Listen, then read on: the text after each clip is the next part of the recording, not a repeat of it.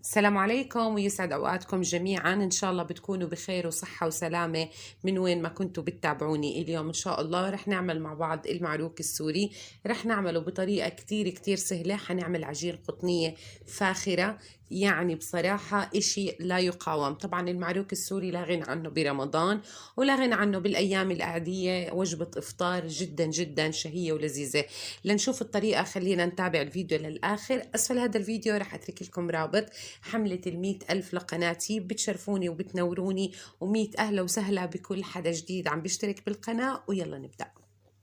في البداية عندي طبق عميق رح أضيف عليه كوب من الحليب الدافي. سعة الكوب اللي أنا مستخدمته هو كوب الشاي، سعته 250 مل، كوب متواجد بكل بيت. حضيف عليهم 3 معالق من السكر، معروف إنه المعروك بيكون شوي حلو. ضفت عليه 15 جرام من الخميرة الفورية، ما يعادل معلقة كبيرة. وعندي هون بيضة كاملة بدرجة حرارة الغرفة. وعندي 100 جرام من الزبدة، ممكن استبدالها بسمنة أو زيت، ما في أي مشاكل. حدمجهم كتير منيح صبايا كيف ما انتم شايفين، حتى اتاكد انه المكونات اندمجت كلها مع بعض، واتاكد بس انه البيضه فكفكت مني تماما. عندي 4 أكواب من الطحين، استخدمتهم على دفعتين. أول كوبين حطيتهم على الحليب ودمجتهم كثير منيح، وهلأ عم بحط الكوبين التانيين. حضيف عليهم معلقة صغيرة من اليانسون المطحون ومعلقة كبيرة من المحلب. حاجينهم كتير منيح صبايا، ما يقارب 10 دقايق حتى تتكون عندي عجين متماسكة، وتتكون عندي عجين طرية وملساء. تمام. أنا وأنا عم بعجن فيها حسيت إنه السوائل ناقصة. الطحين اللي أنا مستخدمته كان بده سوائل زيادة، ضفت كمان ربع كوب. انتو كمان ممكن تعتازوا لكوب وممكن لكوب ونص، حسب نوعية الطحين اللي انتو بتستخدموه. يعني بالنسبة للسوائل اللي بنستخدمها بأي عجين احنا عم نستعملها، لازم ما تتقيدوا بالسوائل، خلوا السوائل نظري. تمام. انا عجنت العجين لتكون عندي عجين طرية كتير، حطيتها بطبق عميق كيف انتو شايفين، دهنته بس بالزيت، حدهن وجهها برضه بالزيت، اغطيها واتركها لتختمر تماما. ممكن تاخد معاكم ساعة ساعتين، يعني برضه التخمير خلوه نظري حسب الجو اللي عندكم. ما بنفع اقول لك ساعة وممكن ياخد معك ساعتين يكون الجو بارد، يعني هذا الشيء انت بتقرريه. تمام، حسب الجو كيف ما قلت لكم. بعد ما اختمرت معي العجين كيف ما انتم شايفين، راح اشيل الغطاء عنها وافرجيكم بس كيف شايفين، فضي منها الهواء. عجينة المعروك بالذات لازم ما تختمر تماما، يعني ما تتركوها تختمر ضعفين. أول ما تشوفوها اختمرت معاكم خلاص بتبلشوا تستخدموها، احنا لسه حنخمرها مرة تانية. هون عندي سطح رشيته بس بطحين، وحاعمل كرات. انتوا برضو هون تتحكموا بالكرات المعروك كيف بتحبوها، كبيرة أو صغيرة. أنا عملتها الحجم الوسط كيف ما هو واضح قدامكم. كورتها. تمام. هلأ ححطها وحغطيها بس طول ما أنا بشتغل فيها عشان وجهها ما ينشف معي، كيف ما هو واضح قدامكم. عندي هون صينية أنا دهنتها بس بالزيت وحخليها جنبي، كل ما بشكل بحط فيها على طول أسهل. هون عندي سطح برضو حرشه بالطحين، وحبلش أعمل الشكل الأول. حنعمل الشكل المتعارف عليه. اول شي بمد العجين كيف ما انتم شايفين وراح افردها، والمفروض ما تكون معنا كتير رقيقة ولا كتير خميلة، يعني ارتفاع سنتي كفاية. تمام، كيف ما هو واضح قدامكم. راح احشي الاطراف صبايا، نحط الحشو على الاطراف. هون انا حطيت زبيب، وراح احط رشة صغيرة من جوز الهند كيف ما هو واضح قدامكم. وبعدها راح سكر الاطراف كتير منيح. تمام.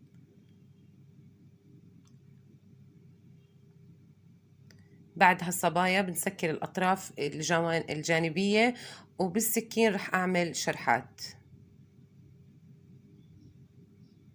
وبعدها شكلها على شكل دائرة. شايفين، ولا أسهل ولا أروع ولا أطيب من هيك. رح أتركها على جنب وأعمل معاكم الشكل الثاني. هون برضو رح أفردها على شكل دائرة، وكيف ما قلت لكم ما تخلوا العجينة كتير خميلة ولا كتير رقيقة. تمام.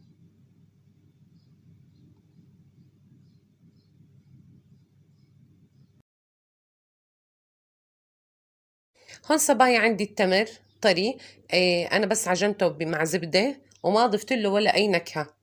ابدا. يعني انتوا برضه هون حرين، لو بتحبوا تضيفوا له نكهات انتوا حرين، بس انا ما بدي ضيع طعم اليانسون والمحلب اللي ضفناه بالعجين. شكلت التمر كيف ما شفتوا صبايا، بس المفروض انه التمر ما يكون كتير خمير، يعني حاولوا تعملوها رقيقة، وبعد ما ترققوها افردوها كيف ما شفتوا.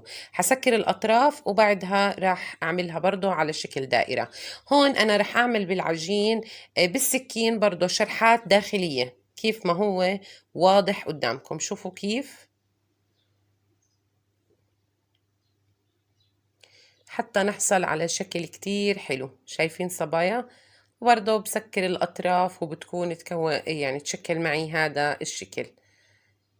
برضه ولا أسهل ولا أطيب ولا أروع من هيك. هلا رح أعمل معاكم آخر شكل. عندي هون برضه كرة من العجين، رح أقسمها لثلاثة. تمام، وأفردها كيف ما هو واضح قدامكم. رح أحشيها هاي بس زبيب. تمام، فردت هالصبايا بأصابعي كيف ما شفتوا. أنا ما استخدمت النشابة أبدا، حطيت الزبيب، بس الزبيب فيكم تستخدموا أي شيء أنتوا بدكم إياه برضو ما في مشاكل. تمام، وسكرتها كتير كتير منيح. تمام، يعني عشان ما تفتح معاكم. برضو حكرر نفس الكلام مع الثلاث قطع.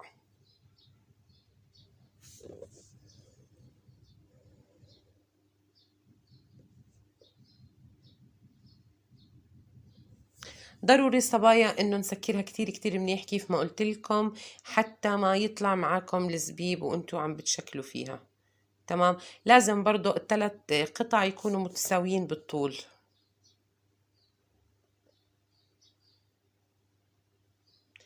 يعني شو بدي احكي لكم عن العجين ولا اطيب.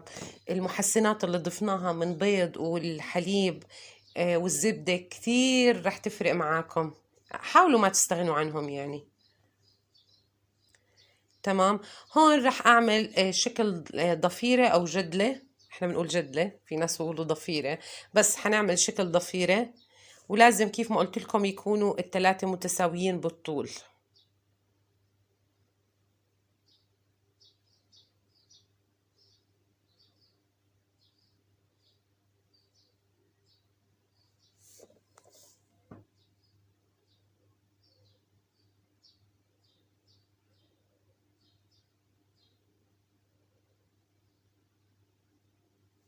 شايفين صبايا؟ رح اعملها كيف ما انتم شايفين، بحط القطعة تحت القطعة، ومن الطرف من فوق سكرتها برضو كتير منيح. يعني ربطت التلاتة مع بعض، ضغطت عليهم بس بأصابع، مسكت العجين ببعض مش أكتر. من فوق ومن تحت نفس الكلام. شايفين؟ ولا أسهل ولا أطيب ولا أروع من هيك. بصراحة كتير العجين رائعة.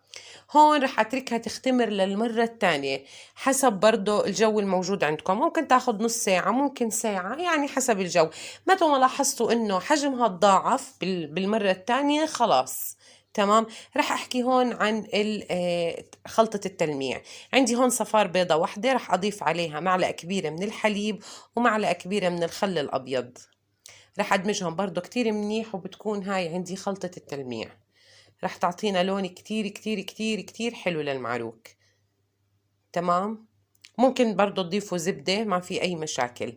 هون بعد ما اختمرت أخذت معي تقريبا 40 دقيقة. أنا الجو عندي شوي حامي مش كتير بارد. تمام، بعد ما اختمرت عندي العجين طبعا دهنت خلطة التلميع على الوجه كيف ما هو واضح قدامكم.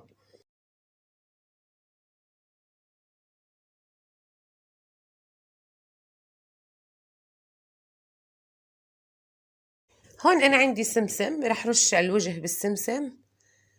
وبعدها رح تدخل الفرن على درجة حرارة 180.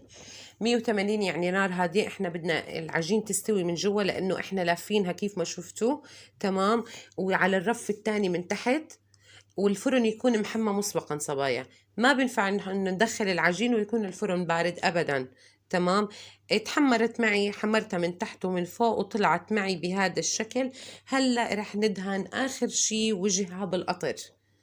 كلنا بنعرف انه العجينة المعروك بتكون كتير حلوة، فالمفروض انه لما تطلع من الفرن بندهنها وهي سخنة والقطر يكون كتير بارد. تمام، او العكس، تكون هي باردة والقطر يكون كتير سخن. شايفين صبايا؟ شوفوا شو طرية العجين، يعني شوفوا لما بضغط عليها بترجع مرة ثانية. تمام صبايا، هيك بيكون خلص معنا الفيديو لليوم. بتمنى انه يكون عجبكم. ما تنسوا تشتركوا بحملة 100,000. اضغطوا على العنوان اللي مكتوب تحت هذا الفيديو، حيفتح معكم صندوق الوصف، حتلاقوا رابط اضغطوا عليه، حتفوتوا على القناة وتشتركوا بحملة 100,000. فعلوا زر الجرس على الكل حتى يوصلكم مني كل شيء جديد رح نزله على القناة خلال الفترة الجاي. بتشرفوني وبتنوروني أكيد. ألف صحة وعافية على كل من رح يجرب وصفة اليوم. بالهنا والشفاء مقدما. بشوفكم على خير وباي باي.